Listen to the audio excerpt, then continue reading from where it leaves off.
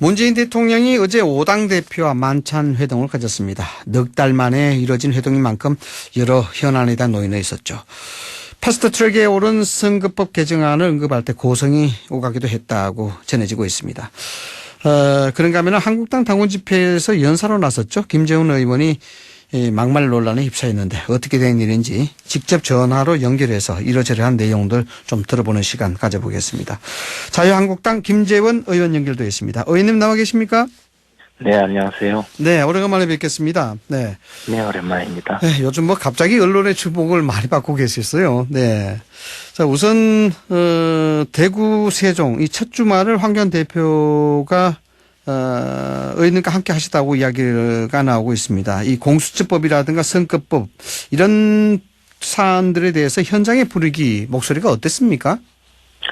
아무래도 이제 우리 당원을 모아놓은 당원 집회니까요. 네. 특히 이제 그 당원 중에서도 아주 핵심 당원들의 집회니까. 네. 우리 당의 입장에 가장 동의하는 분들이 직접 모인 자리였고. 네.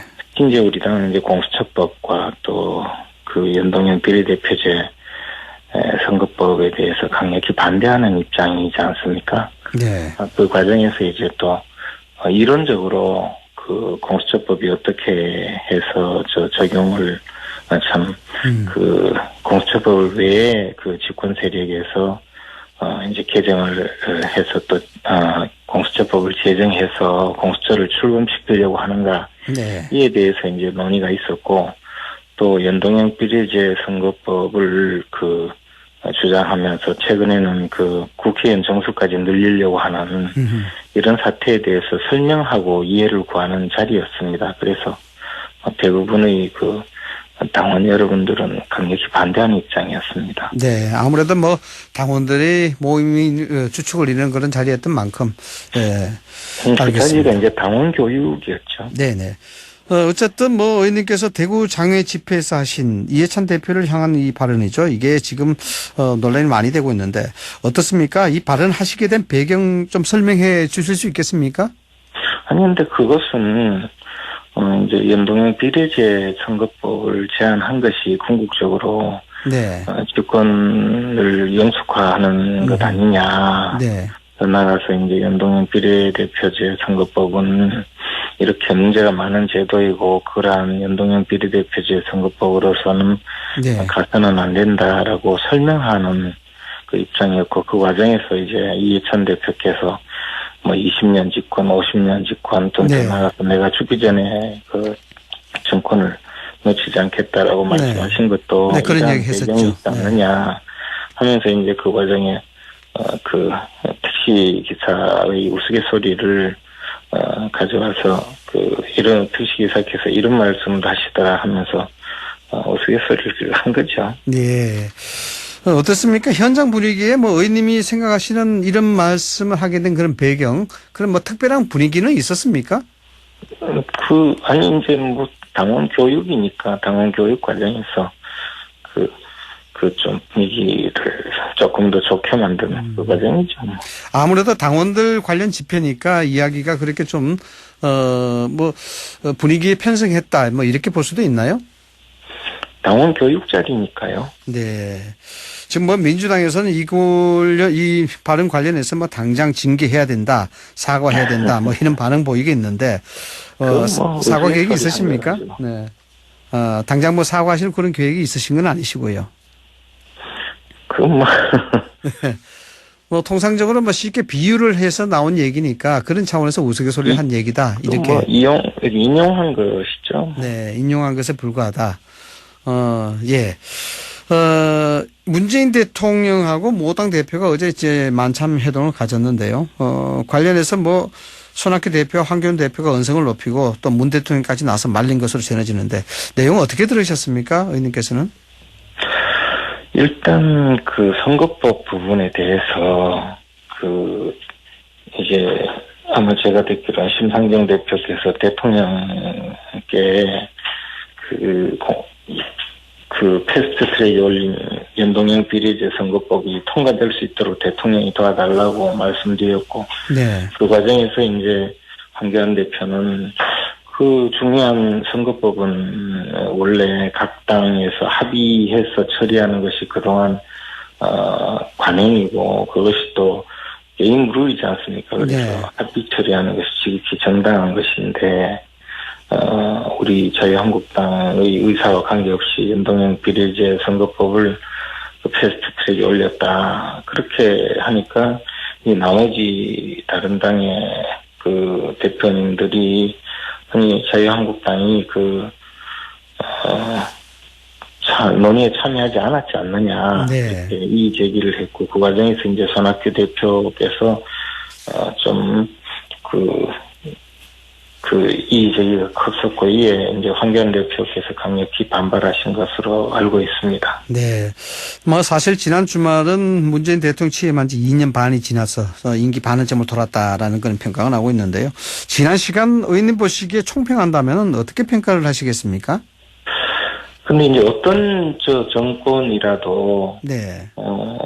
그 국정의 모든 부분을 다 잘할 수는 없었지만 적어도 네. 경제 분야라든가 또는 정치적인 민주화라든가 또는 외교 분야라든가 네.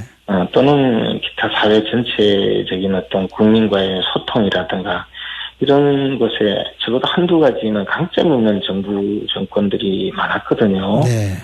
그런데 문재인 정권은 경제 분야도 완전히 망치고 국민들을 편을 갈라놓고 정치적 민주화는 오히려 후퇴시키고 외교적으로는 그 강대국들과 모두 그 외교 관계가 나빠져서 고립되고 북한 문제는 잘했다고 하지만 지금 북한의 그 어떤 미사일 발사라든가 또는 우리 정부를 대하는 태도라든가 이런 거 보면 북한 문제도 이전 정부들보다 나빠졌으면 나빠졌지 빠진 것도 없고 특히 무시당하는 거는 이것은 국민적 자존심을 그냥 송두리째 뺏어가는 것 아니냐 싶은 생각이고요. 그래서 국정 전반을 이렇게 망가뜨리는 정부가 있었나 싶을 그런 지경이라고 봅니다. 네.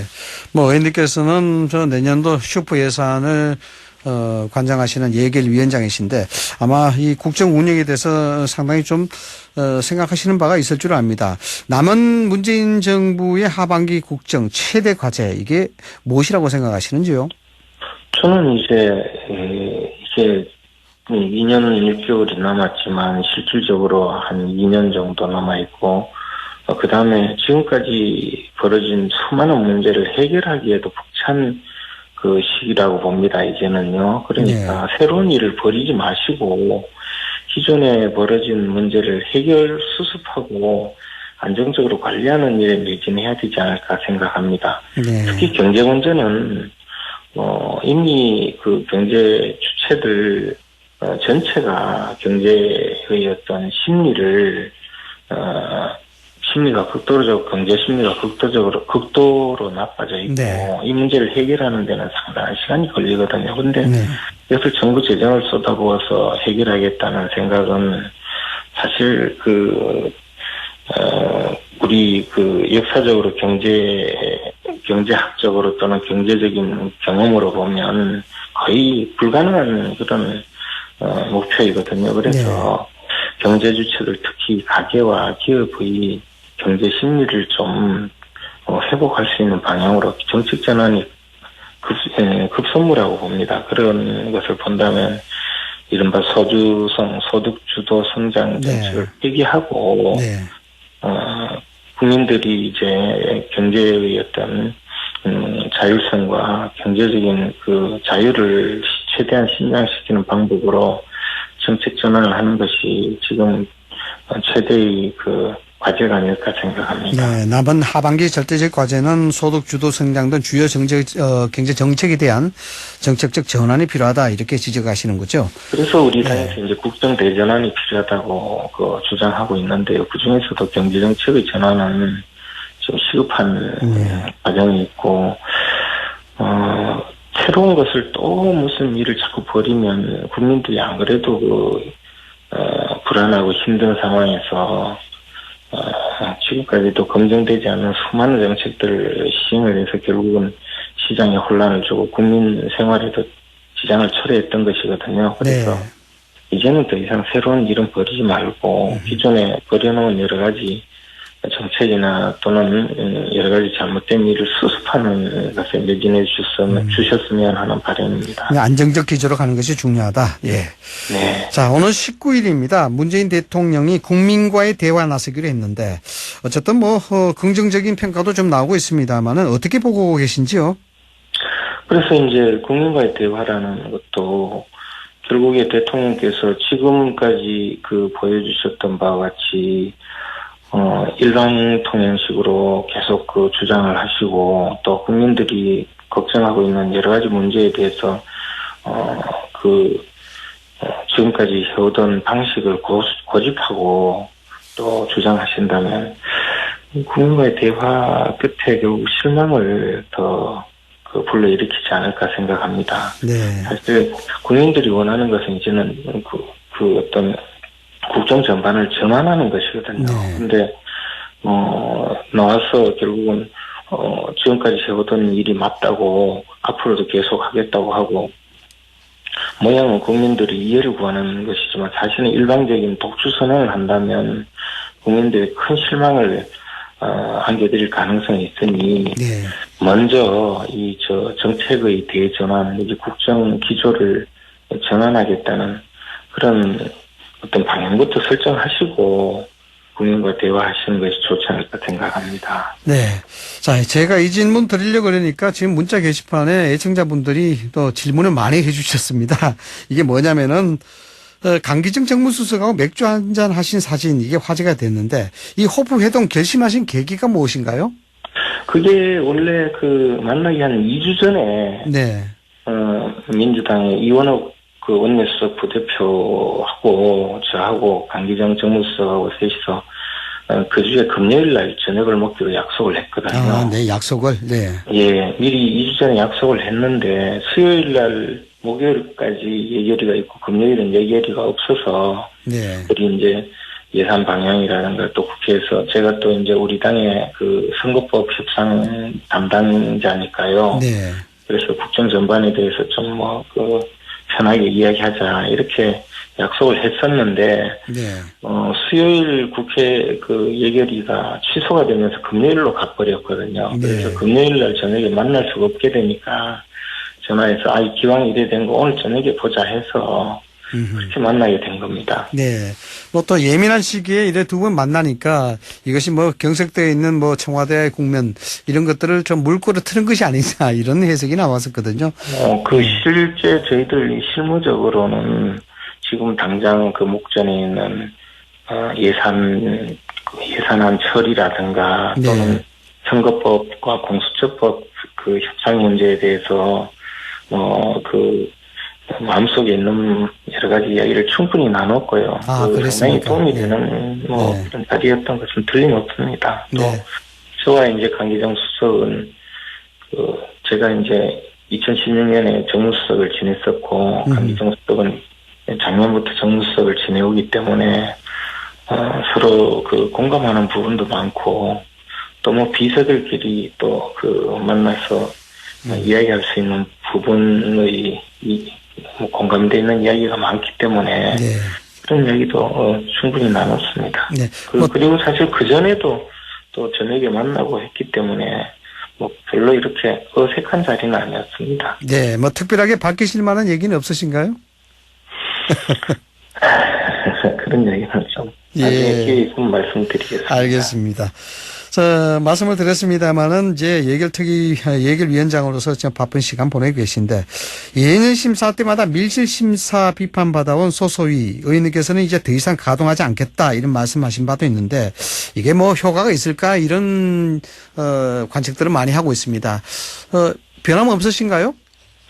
이제 소소위라는 것이 물론 필요한 면도 있지만 막판에 가면 회의 장소도 없고 회의를 진행하는 멤버가 누군지도 모르는 상태에서 어느 날 이제 결론이 발표되고 이렇게 해서 비판을 많이 받았거든요. 네. 물론 필요한 분야도 있으리라고 생각을 합니다. 그러나 무조건 편리한 것대로 그냥 진행을 하면 또 민주주의적인 절차를 거쳐야 될 그 의회의 가장 기본적인 측면이 예산안이 그 논의되는 과정이 또 국민들의 걱정을 또 끼칠 가능성이 크기 때문에 네. 소소이 제도 자체, 그동안 해오던 소소이 제도 자체는 더 이상 운영하지 않고 그 지금 현재 예산조정회의 끝에 마지막으로 정리해야 될 부분은 간사회의를 통해서 네. 그 정해진 장소에서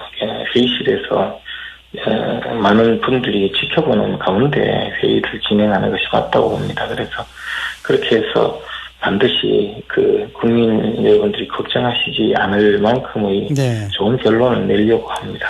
내년이면 또 이 본격적인 총선 시즌이 이제 접어드는 시기라서 그런지 의원님에게 이게 참 압박이 상당할 텐데 괜찮으시겠습니까? 각오해야죠. 네. 각오를 하신다고요. 예. 자, 통합 문제 좀 여쭤보겠습니다. 황교안 대표가 통합실무기구 이 보수 대통합 추진단 단장이 원유철 의원 내정하면서 이 행보를 박차를 가하고 있는데요. 유승민 쪽 번역 측에서는 한국당의 통합이 없다. 이렇게 이제 공개 선언을 했단 말이죠. 약간 이 주춤하는 모양새인데 현재 상황은 어떻게 진행이 될 것 같습니까? 일단 양측에서 통합 실무 기구를 구성해서 협상의 그 당사자들을 정했지 않습니까? 네. 그런데 이제 사실 그 통합이라는 것이 바로 이제 보수 정치 세력이 분열이 되어서 지금 정치적으로 곤란을 겪을 뿐만 아니라 총선에서도 패배할 것이라는 그런 부정적인 예상이 진행되고 있고 또 선거에서 승리하기 위해서는 통합이 절대적인 과제이거든요. 그래서 네. 우리가 작은 차이는 모두 극복하고 반드시 통합을 이뤄야 되는 것이고 그 통합의 과정에 개인적인 또는 정치 세력의 작은 이해관계는 좀 적어야 되지 않을까 생각합니다. 지금 아마 바른미래당에서 통합이 없다고 하지만 그냥 이제 통합 과정에서 주도권을 상실할 것에 대한 걱정을 좀 하는 것 아닌가 싶은데 우리 당의 통합 주체에서 좀 대승적으로 네. 양보할 것은 양보하고 또 이해를 구할 것은 이해를 구해서 통합 작업에 조금 더 폭력은 자세로 나가야 된다고 봅니다. 네. 이제 탄핵 문제를 가지고 네. 거론을 하는 것은 양쪽 다 별로 도움이 되지 않고 이미 탄핵 문제는 역사적 사실로 끝이 난 문제거든요. 네. 그것을 거론을 해서 통합 과정에 도움이 될 리도 없고 또 지금 단계에서는 탄핵 문제를 거론해서 해결될 문제도 없기 때문에 양자가 조금이라도 다른 면이 있다면 과감하게 수용을 해서 통합 작업에 나가는 것이 맞다고 봅니다. 네. 역시 탄핵 문제는 역사적 사실로 넘겨야 된다. 결국 이것을 건너뛰어야 된다. 이렇게 해석을 할 수도 있겠네요. 네. 건너뛰고 말고의 문제가 아니라 거론할 필요가 없는 문제라고 봅니다. 네. 그런데 이제 탄핵을 사과해라 하는 것도 부질이 없는 짓이고 그리고 또 탄핵을 인정하자. 이것도 지금 역사적 사실을 인정하고 말고 할 것도 없거든요. 네. 그래서 그런 모든 문제는 불필요한 논쟁만 이야기하고 더 나아가서 해결할 수 없는 문제를 거론해서 상대방을 공격하는 수단이 될 수 있기 때문에 탄핵 문제를 거론해서 통합의 과정에 조금의 장애를 일으키는 것은 전혀 바람직하지 않다고 봅니다. 네. 이게 우리 공화당하고의 거리두기 이게 좀 필요하다 이런 강조가 나오기도 하는데 의원님께서는 이런 관계 어떻게 설정해야 된다고 보십니까? 이 조원진 의원이 내년 총선에 박근혜 문재인의 싸움이 돼야 된다. 이 박근혜 전 대통령이 내년 1월에 총선 전에 총선 관련 메시지 낼 것이다. 이렇게 주장하고 있거든요. 구체적인 내용을 말씀드릴 수는 없지만 어찌됐든 내년 총선은 지금 정권을 연장하고 네. 또 이 나라의 어떤 정권을 연장하려는 좌파 정치 세력에 대한 네.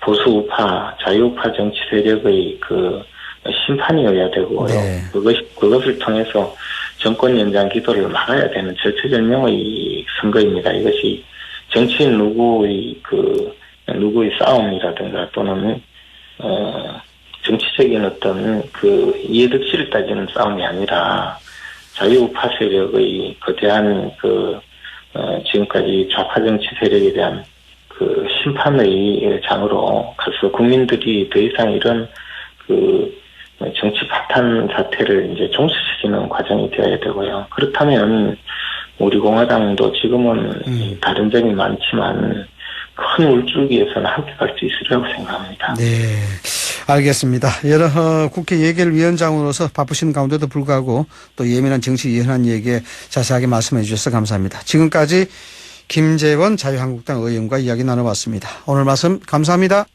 감사합니다.